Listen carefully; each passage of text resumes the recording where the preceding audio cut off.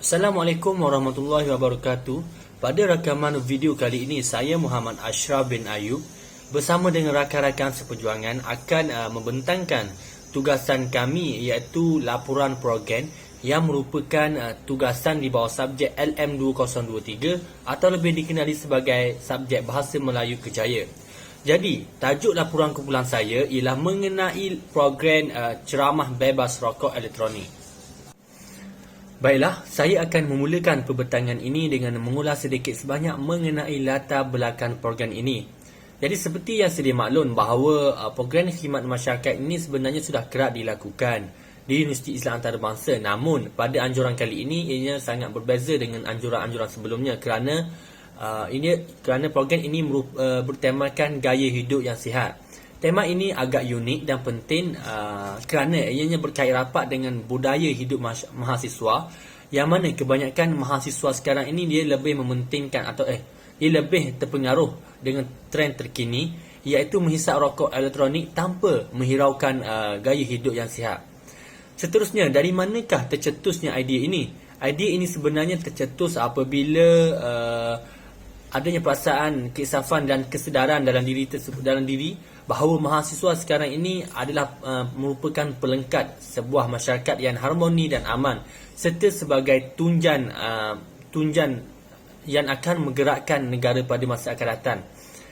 Jadi mahasiswa sekarang ini, ada juga pernyataan yang menyatakan bahawa mahasiswa sekarang ini merupakan gambaran pada masa depan negara. Jadi untuk menjamin masa depan negara yang cerah, pentingnya kita mencari atau membuat banyak program-program yang boleh membentuk mahasiswa itu dari segi sihat, dari segi fizikal dan mental atau jasmani dan rohani. Jadi boleh dikatakan bahawa program-program seperti ini penting untuk melahirkan generasi yang berkualiti, membentuk jati diri yang sihat, keterampilan dan kepribadian yang cemerlang. Selain itu, program ini juga bertujuan untuk menyahut seruan dan menyokong hasrat Kementerian Kesihatan Malaysia dalam mengurangkan data statistik penggunaan rokok elektronik, khususnya dalam kalangan remaja.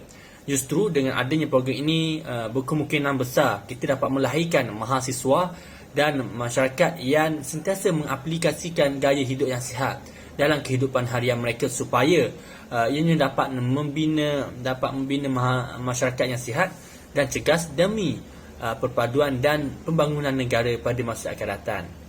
Seterusnya, beralih pula kepada matlamat program ini yang berkaitan dengan dasar, misi dan visi. Jadi, dasar program ini ialah memastikan gaya hidup mahasiswa yang lebih ke arah mementingkan kesihatan diri. Program ini sebenarnya diadakan untuk memastikan dasar tersebut tercapai dan meletakkan taraf kesihatan para mahasiswa pada tahap yang memuaskan. Perkara ini boleh berlaku apabila semua mahasiswa yang terlibat dengan program tersebut mengamalkan setiap perkara yang telah dikongsikan oleh penceramah program. Jadi setiap kata-kata dan saranan-saranan yang telah diberikan patut diaplikasikan dalam kehidupan seharian mereka. Oleh hal sedemikian, sudah tentu perkara tersebut dapat menjamin mahasiswa dan generasi-generasi yang akan datang. Seterusnya, mengenai visi pula ialah untuk membentuk keterampilan dan kepribadian mahasiswa yang seimbang dari segi jasmani, emosi, rohani dan intelek. Selain itu, berkaitan dengan misi program ini mempunyai 3. Yang pertama, supaya dapat meningkatkan literasi kesihatan mahasiswa untuk perubahan tingkah laku kesihatan. Yang kedua pula, memupuk budaya hidup sihat dalam kelompok, dan misi terakhir iaitu untuk membina pemikiran mahasiswa yang mengutamakan kesihatan diri daripada segala-galanya. Jadi itu sahaja pembentangan daripada saya. Saya serahkan pula kepada rakan yang lain untuk menyambungkan pembentangan ini. Terima kasih kepada Saudara Ashraf. Saya Nur Fatihah binti Azhar akan menerangkan mengenai objektif program ini. Tujuan program ini dilaksanakan adalah yang pertama, untuk memberi kesedaran kepada pelajar universiti mengenai bahaya rokok elektronik atau dalam bahasa Inggerisnya vape terhadap kesihatan. Yang kedua, meningkatkan pengetahuan dan pemahaman mahasiswa universiti mengenai rokok elektronik dan elemen-elemen yang terdapat di dalamnya.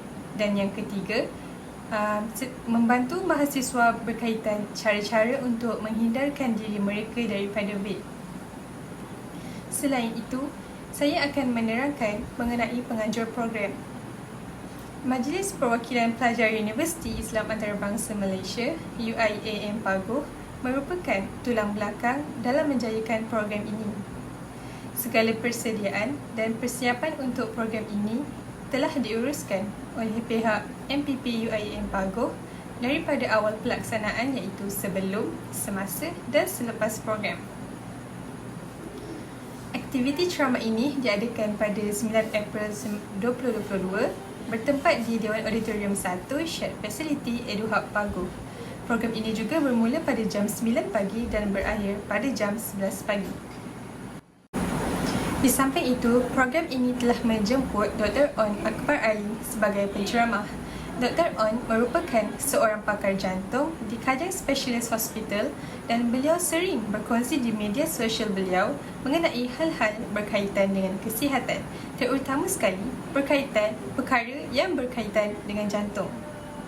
Seterusnya, mengenai hebahan program dan kehadiran pelajar, pihak penganjur telah menyebarkan maklumat program melalui sosial media seperti WhatsApp, Instagram dan Telegram. Bagi kehadiran pelajar pula, seramai 50 orang mahasiswa universiti yang menyertai program ini di mana seramai 25 pelajar lelaki dan 25 pelajar perempuan. Seterusnya, Saudari Najiha akan meneruskan pembintangan ini. Terima kasih. Saya akan membentangkan analisis data daripada program yang telah kami laksanakan. Pertamanya adalah penilaian terhadap pendaftaran program. Memastikan kelancaran pendaftaran program merupakan perkara yang paling perlu dititik beratkan apabila melaksanakan sesuatu program. Daripada jumlah 50 peserta, seramai 27 peserta mengatakan bahawa proses pendaftaran ketika program adalah sangat memuaskan. 16 orang peserta pula mengatakan bahawa pendaftaran program berada pada keadaan baik. 4 orang peserta memilih memuaskan dan 3 orang peserta memilih kurang memuaskan. Maksudnya di sini terdapat beberapa perkara yang perlu diperbaiki ketika pendaftaran program. Keduanya adalah ahli jawatan kuasa yang menguruskan bahagian pendaftaran juga ditanya mengenai keberkesanan dan cara mereka melayan peserta ketika pendaftaran. Seramai 28 pelajar mengatakan bahawa cara layanan executive program adalah mesra dan beramah dan berada pada tahap yang sangat memuaskan. 16 orang peserta memilih skala 3 iaitu baik. 3 orang peserta pula mengatakan bahawa cara layanan executive berada pada tahap yang sangat berada pada tahap memuaskan dan bagi 3 orang peserta mengatakan bahawa executive jawatan kuasa yang menguruskan bahagian pendaftaran adalah kurang memuaskan. Pengisian program yang sesuai juga ditanya kepada para peserta. 31 peserta mengatakan bahawa pengisian program yang dijalankan adalah sangat memuaskan. 16 orang peserta memilih skala 3 iaitu baik. Seorang peserta mengatakan bahawa pengisian program adalah memuaskan dan 2 orang peserta mengatakan bahawa pengisian program adalah kurang memuaskan. Seterusnya adalah analisis data terhadap penilaian program. Kaedah penyampaian sepanjang program juga ditanya di dalam borang soalan selidik. Daripada hasil kajian yang kami dapati, 20 orang peserta mengatakan bahawa kaedah penyampaian yang disampaikan adalah sangat memuaskan. 20 peserta memilih baik dan 4 orang peserta memilih memuaskan. 2 orang pelajar pula mengatakan bahawa kaedah penyampaian yang disampaikan ketika program adalah kurang memuaskan. Tempoh jangkaan program juga ditanya di dalam borang soal selidik dan respon yang diterima adalah sangat memberangsangkan daripada pihak pelajar. Seramai 21 peserta mengatakan bahawa tempoh masa ceramah 2 jam adalah sangat memuaskan. 23 peserta pula mengatakan bahawa ianya adalah baik dan 3 orang peserta mengatakan bahawa tempoh 2 jam itu ialah memuaskan. Seterusnya ialah analisis data terhadap penilaian penceramah. 22 peserta memberitahu bahawa penceramah mampu menarik perhatian mereka. 23 peserta pula memilih skala 3 iaitu baik. Dua peserta pula memberitahu bahawa penceramah memuaskan dan masih dapat menarik perhatian mereka. Tiga peserta lagi menyatakan bahawa penceramah kurang memuaskan dan tidak dapat menarik perhatian mereka. Tanya sama ada penceramah telah menyampaikan maklumat dengan jelas ataupun tidak. Respon yang kami terima daripada para pelajar adalah positif. 29 pelajar mengatakan bahawa maklumat yang disampaikan oleh penceramah adalah jelas dan sangat memuaskan mereka. 8 peserta pula mengatakan maklumat yang disampaikan adalah paras yang baik dan 3 peserta mengatakan topik yang disampaikan adalah pada tahap yang memuaskan. Seterusnya, pelajar juga ditanya sama ada penceramah telah menyampaikan topik yang bersesuaian dengan tajuk program atau tidak. 28 pelajar mengatakan bahawa topik yang disampaikan adalah berada pada tahap yang sangat memuaskan. 17 peserta pula mengatakan ia berada pada tahap yang baik dan 2 peserta mengatakan topik yang disampaikan berada pada tahap yang memuaskan. Bagi 3 orang peserta mengatakan topik yang disampaikan oleh penceramah berada pada tahap yang kurang memuaskan. Di akhir program, peserta telah diberi peluang untuk bertanyakan soalan kepada penceramah. 30 orang peserta mengatakan penceramah telah menjawab soalan dengan baik dan berada pada tahap yang memuaskan, yang sangat memuaskan. 17 orang peserta pula mengatakan bahawa penceramah menjawab soalan peserta dengan baik.